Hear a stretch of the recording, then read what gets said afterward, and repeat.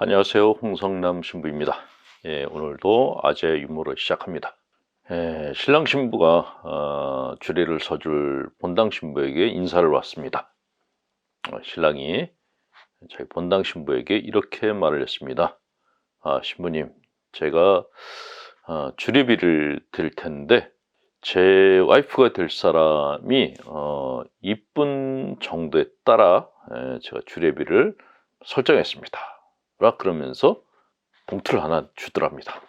본당 신부는 와이프가 당연히 이쁠 테니까 액수가 크겠지라고 생각했습니다. 그런데 막상 봉투를 열어보니 봉투 안에는 달랑 10,000원짜리 하나가 들어있었습니다. 본당 신부가 아니 이게 뭐야? 하면서 그래도 신부가 어디 돈에 연연하나요? 그래, 주를 사줘야지. 당일날, 결혼식 당일날 본당 신부가 처음으로 그 와이프가 될 처녀의 얼굴을 봤습니다.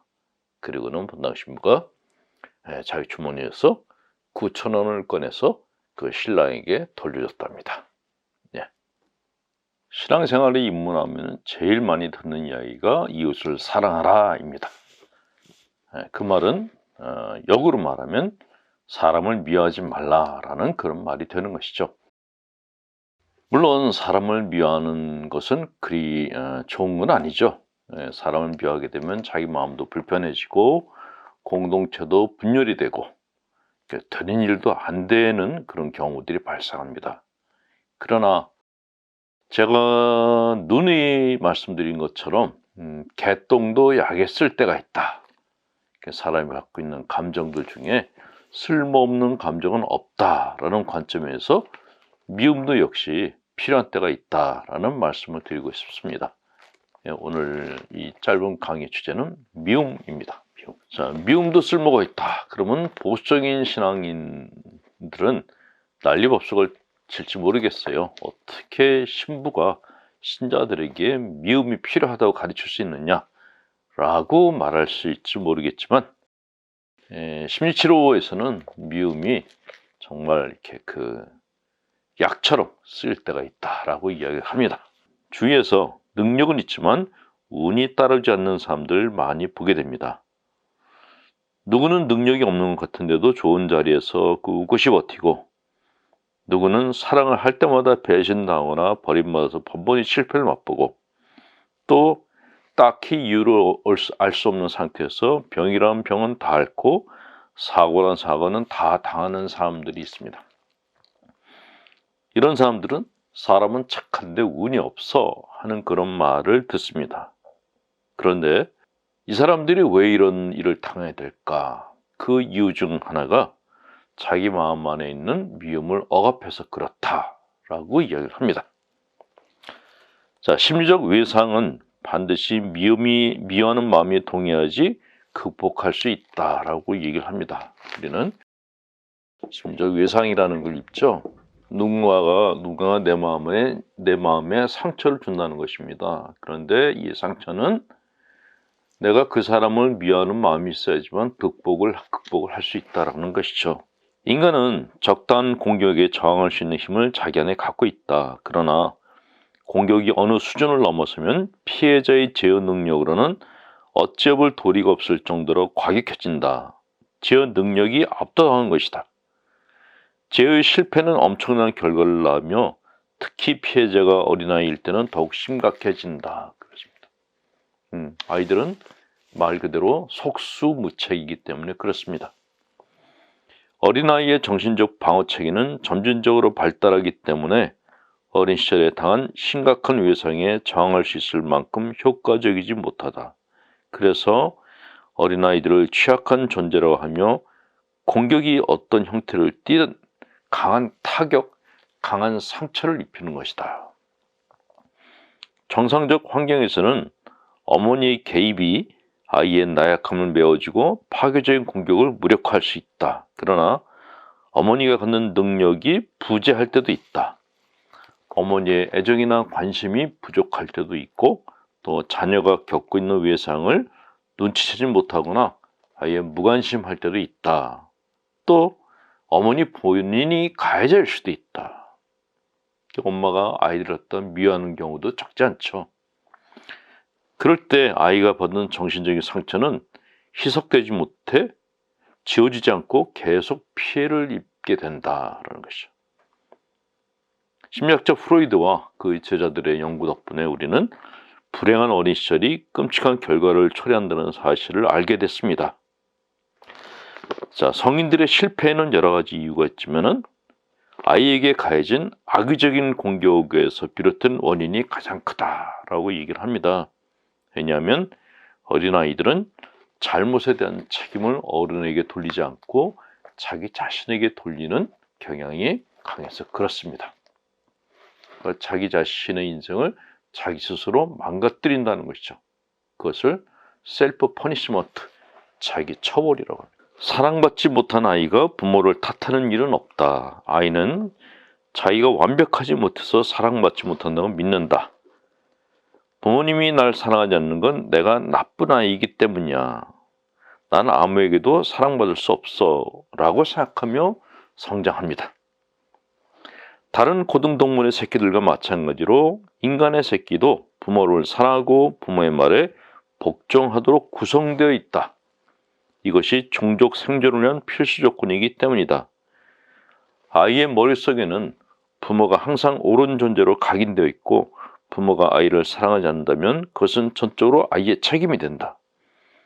그래서 자기가 저지르려도 하는 잘못에 죄의식을 느끼면서 스스로를 엄하게 벌하는 많은 사람들의 고통을 들여다보면 그 기원에는 위와 같은 논리가 자리 잡고 있는 경우가 많다. 그래서 스스로를 버려야 되는 당위성에 사로잡힌 피해자는 그런 제동이 걸리지 않았다면 얼마든지 손에 거머쥘 수 있는 성공에 이르지 못하는 것이다. 실패하는 사람들이 갖고 있는 심리적 문제가 이것이란 것이죠. 자, 문제는 아이가 피해자일 때 자신에게 상처를 입힌 사람을 미워할 수 없다는 데 있다. 아이는 가해자를 사랑하기 때문에 미워할 수 없는 것이다. 아이에게 부모는 사랑하는 존재이므로 부모는 원칙적으로 죄를 씻는다. 부모를 미워한다는 것은 금기이며 생각할 수조차 없는 일이다. 미움을 쏟아볼 수 있는 또 다른 외부 대상도 없는 상태에서 저절로 사그라지지 않는 이 적대감은 그럼 어떻게 해야 되는가? 죽이고 고문하고 파괴하는 적대감은 강력하고 매몰쳐서 좀처럼 사라지지 않으니 어떻게 해야지 그 충동에서 벗어날 수 있는가? 이것이 심리치료사들이 가지고 있는 가장 심각한 그 과제이죠. 가능성은 딱 한 가지다. 자기 자신이 유일한 죄인이라고 생각하는 것이다. 공격 자체는 부정할 수 없는 사실이고 가해자에게 책임을 물을 수도 없는데 적대감은 저절로 사라지지 않으니 결국 독은 피해자에게 돌아가 그의 무의식을 지배한다. 그리고 피해자는 진짜 죄인을 놔두고 스스로를 잔인하게 벌한다. 이것이 인생을 망가뜨리는 사람들의 심리적인 문제라는 것입니다. 이처럼 가장 격정적인 감정인 미움을 물리칠 수 있는 것도 미움밖에 없다. 피해자는 자신을 좀먹는 스스로에 대한 미움을 가해자에게 되돌려줘야 된다.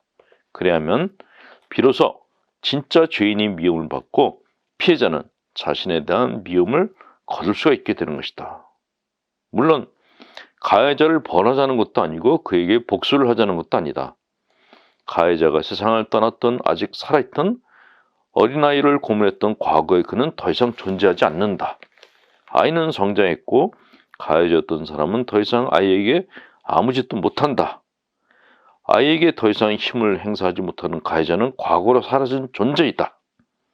아직도 파괴적인 힘을 그대로 갖고 있는 가해자가 있다면 그것은 바로 옛 피해자가 기억과 의식 그리고 무의식에 담고 있는 그이다. 우리가 공격해야 될 대상은 바로 그 가해자이다. 우리가 무너뜨려야 될 대상은 바로 그 엄청난 힘을 갖고 있는 망령인 것이다. 망령. 실제로 나를 상처줬던 사람들은 이미 늙거나 죽거나 내 옆에 없습니다. 그러나 그들이 내 마음속에다가 심어놓은 그 기억이 있어요. 그 기억은 힘을 갖고 마치 망령처럼 나를 괴롭힙니다. 이 망령은 미움을 갖고 부셔버리고 퇴치해야만 된다라는 것이죠. 자, 우리들 마음속에서 나를 괴롭히는 망령은 물리쳐야 되는데 그 물리치는 힘이 어디에서 나오는가? 바로 미움에서 나온다는 것입니다. 사람은 미워하지 않되 그 사람들이 내 마음속에 심어놓은 망령은 미워하셔야 됩니다. 마치 공마사제가 악령을 쫓아내듯이 내 마음속에 있는 망령들을 미움으로 퇴치를 하셔야 됩니다. 자, 오늘은 시인 안혜숙님의 시를 전해드립니다. 물은 그 어느 것에도 걸리는 것이 없고 흘러가다가 부딪히면 돌아간다.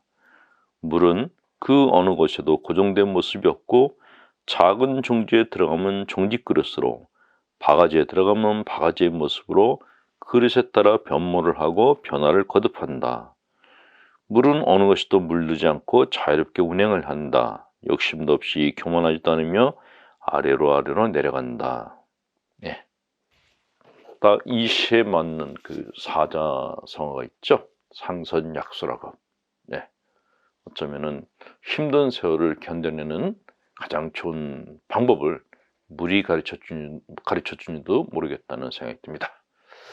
자, 여러분들 삶에 힘이 되시라고 간곡드립니다.